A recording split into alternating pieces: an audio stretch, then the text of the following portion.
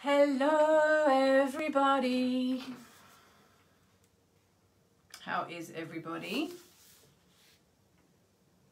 Put this off so I don't have to have strange ghost lighting. Hello. Hello Jessica, Stephanie and Herb. What great names.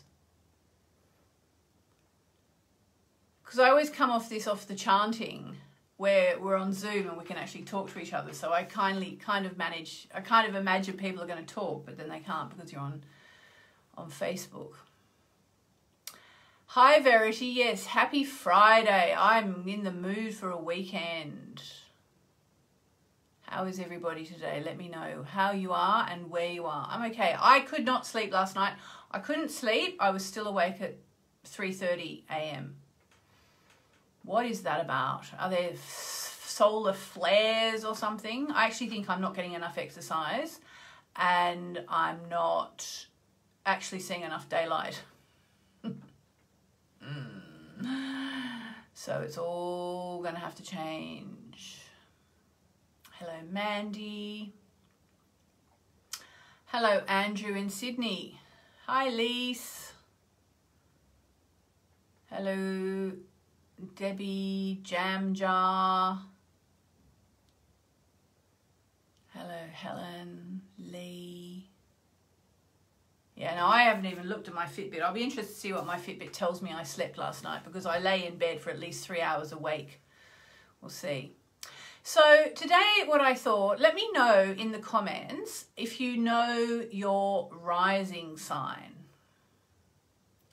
Let me know in the comments if you know your rising sign, because as we move closer to the new moon, I am mindful of the fact that we will soon be doing another new moon wishing ceremony, which is especially lucky for people who are one particular sign rising. So tell me what sign you are, what rising sign you are in the comments.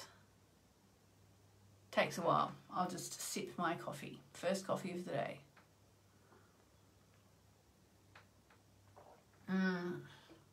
Okay.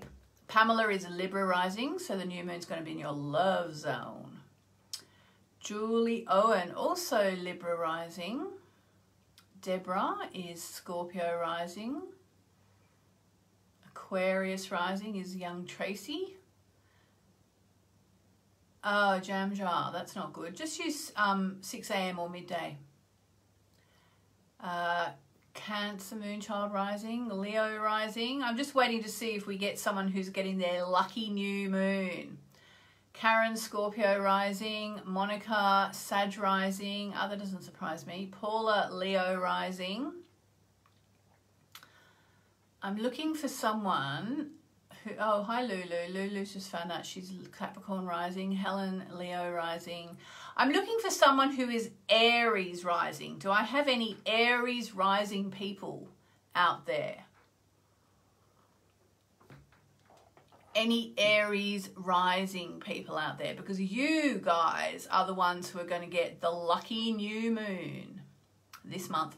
For anyone who's watching and doesn't know their rising sign, I've put a link in the comments, which is moonmessages.com/free chart.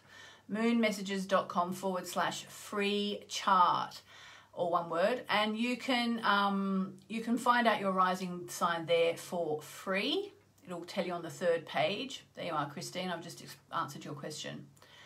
And so let me just explain why Aries rising, of which we have no Aries rising people today, but Aries rising people are the ones who are going to get a lucky new moon. Now, what do I mean by a lucky new moon?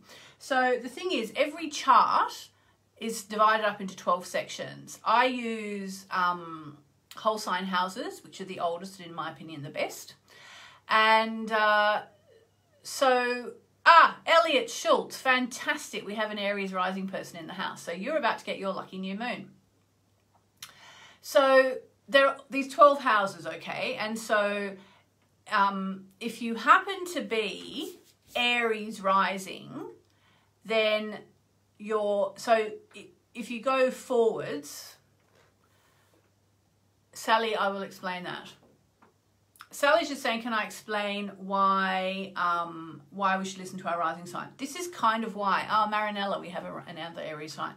So if you're Aries rising, when you cast your chart, when you go online, you can use the address I just gave you, moonmessages.com/free chart, or anywhere else.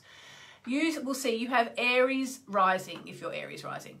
And so you have Aries on your first house, and your first house is your appearance, and it's the way you come across. So you will come across as an Aries. So even if you're Leo, for example, or Virgo or Capricorn or whatever, you come across as an Aries. That's just the way it is. You're fast, you're speedy, you probably could wear lots of red, it would suit you. You're someone who's always going to seem like they're in a hurry. You could be spontaneous. So even if, say, for example, you're a meek and mild Virgo, but you've got Aries rising, it's going to give you extra oomph, and you'll think, well, I'm not that much of a meek and mild Virgo, and people think she's not that much of a meek and mild Virgo. It's because she's got Aries rising. Because the rising sign is the mask that we wear out in the world. It's not a bad thing. We've all got a rising sign.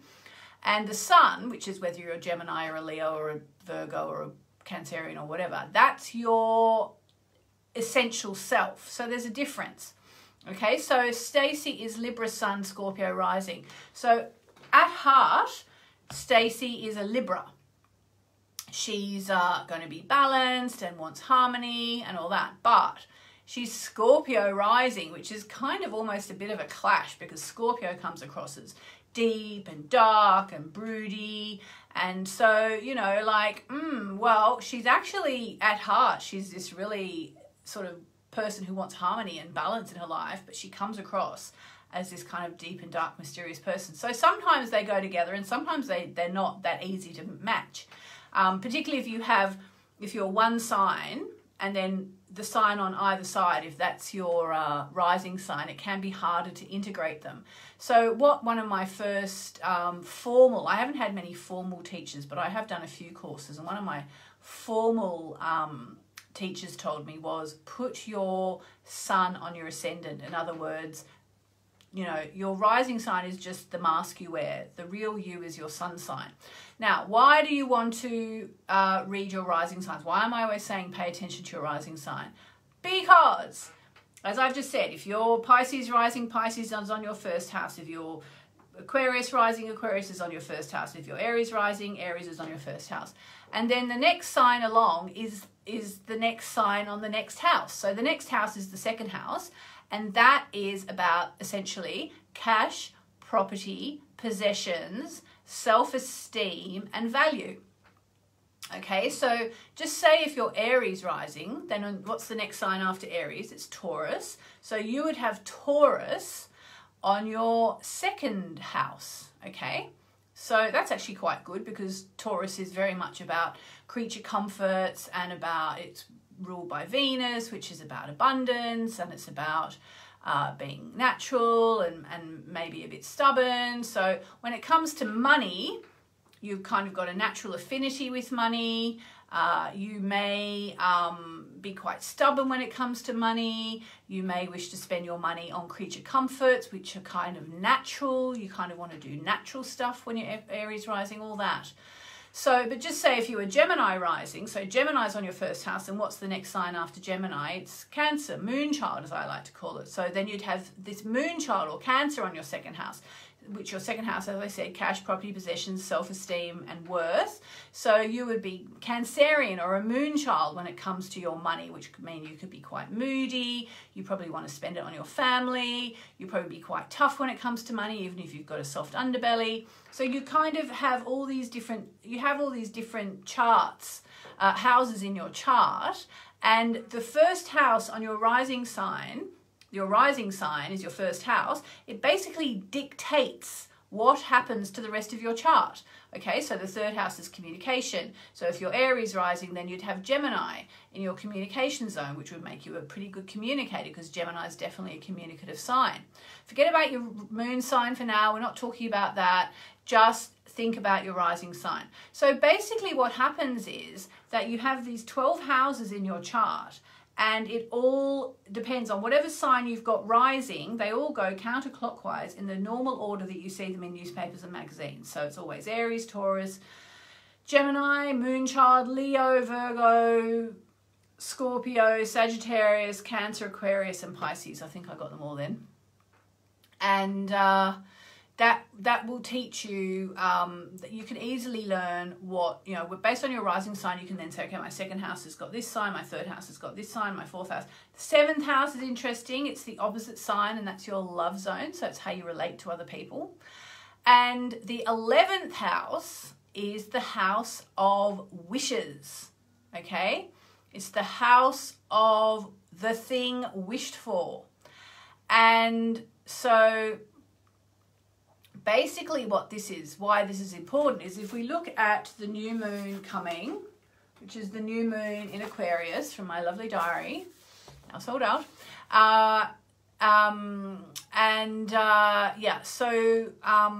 It's the 11th house if you're Aries rising. Now, the 11th house is the house of the thing wished for, okay? So if you're Aries rising, you really, like, everybody wants to be making new moon wishes. It's a really, really good practice to do. But if you're Aries rising in particular, now is a really important time to be making your new moon wishes at the time of the new moon in Aquarius, which is coming up on February 11th, everywhere except down under when it's going to be February 12 because of the time difference. So if you are Aries rising, I'm holding a workshop for you, which you can get to from the link above, which is moonmessages.com/written. We do a monthly workshop. Next month will be Taurus rising. The month after that will be Gemini rising, and so on. I don't think have we done 12 months of this yet? I think we started with Taurus rising last year. So we're going to evolve the thing a little bit. Okay, Julie, well, get yourself over to moonmessages.com/written. And if you've got any friends who are Aries rising, tell them.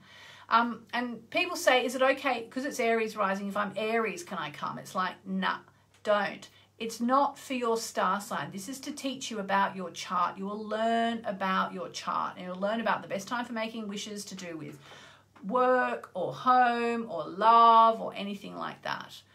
All right, good, Melinda. Sign up and we'll see you online. It's not an expensive workshop. Yeah, okay, Sally, yes. Well, I'll see you probably in, 3 or 4 months for Moonchild Rising. So there you go. I want to just explain a little bit about rising signs today, especially because we've got the rising sign, the start of the new cycle with the rising sign for Aries coming up. But as we get closer to the date, I'll be talking more about the new moon. What does it mean that Mercury retrograde at the time of the new moon? It means old wishes can come true, for one thing. That's probably the best thing. And I'll be doing a free workshop about the new moon on Hey House. So go to my events page and you'll find it there. I'll actually probably do a dark moon ceremony as well on, or I might do the dark, I don't know, I might do the dark moon on Hey House and new moon on my sign.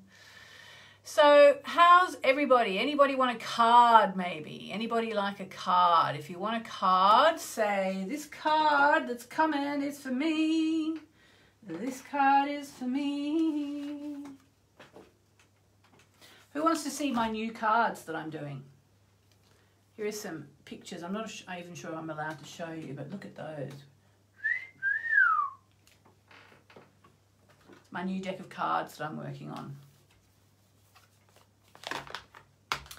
All right, here comes a card. So yes, if you're Aries rising, come to the workshop, moonmessages.com/written, WRITTEN, which is short for Written in the Stars. But we might change the name of the workshop actually, but anyway, we'll see. This card is for you, Sherry. This card is for you, Donna. I think this is the card. What is the card? Oh, it's a very nice card. You ready? It's the Balsamic Moon card, a time for healing. So basically, whatever ails you can now start to get a bit better. Here we are. Pulling this card suggests that the past is in the past and a bright future beckons. However, before you take your next step, make sure that both you and the situation feel healed. This is not the time to paper over the cracks or simply pretend that everything is okay. Rather, you still need a little more time to heal and to soothe both yourself and anyone else. Then remind yourself that anything is possible if you believe it. This is also a time to surrender and wait to hear guidance from the universe. Powerful insights may be had if you know that someone or something really isn't any good for you. This is a reminder to surrender. Start to work on your belief in your dreams so you're ready when the time comes. And the attune to the moon is when one are healed, all are healed. When one are healed, all are healed. It's time to let go of the past. You're about to turn a corner. Keep healing. Think about how this situation would look if everyone were healed. So there we go. All right, so there we go. So all my Aries rising people, sign up for the workshop, please. I'd love to see you in there. We will talk about what it means to be Aries rising, what's coming up for you in the next 12 months, and we will make some new moon wishes together. And I hope that helped you a little bit with the